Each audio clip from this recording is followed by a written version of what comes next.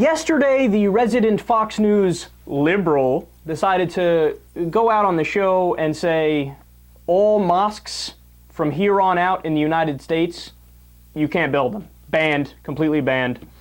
So needless to say, he got into a lot of trouble from saying that. Now, he came out today and gave what is quite possibly the world's worst apology, if you can even call it an apology. I think I'm being too kind just by saying that. Let's listen.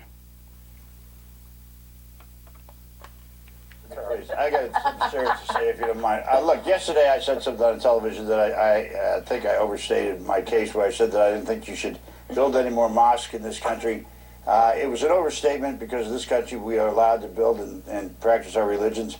However, the one thing I will stand by very strongly is there's not been a single major Muslim leader, from a cleric to an imam to the president of a country, who has come out and said anything about children being pulled out of their Christian churches and being slaughtered, nor have you said anything about anything that's happened in the United States. It's time for you all to stand up, because you don't have the guts to do it. Okay, we're going to leave it there. Thanks for watching.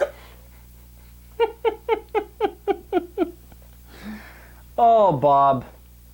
See, I'm not kidding when I say people on Fox News, political pundits in general, they're sad people.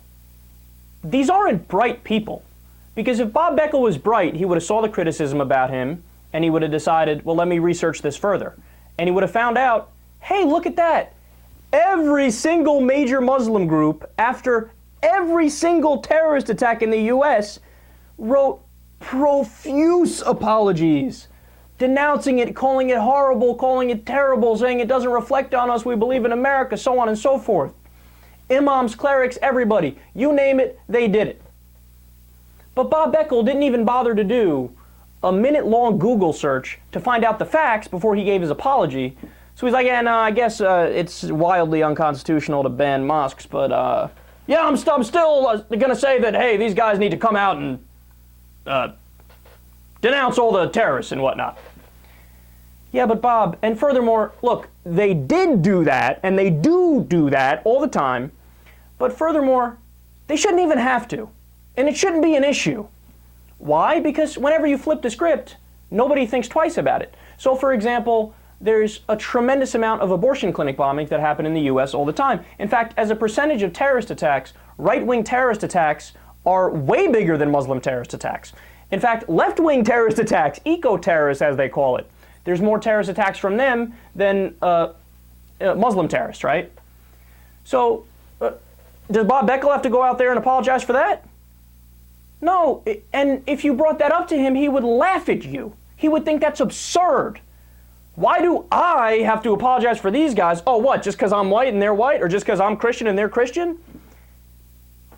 Right, that is absurd. He shouldn't have to apologize for them. So why should American Muslims have to apologize for a terrorist attack that, by the way, happened in Nigeria? That's what sparked this whole conversation. Boko Haram, a jihadist group in Nigeria, apparently a Muslim in the middle of New York who's minding his business, never did anything wrong, needs to apologize for jihadists in Nigeria.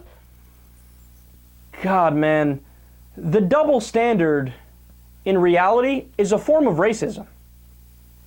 And it's absurd. And look, let's keep it real.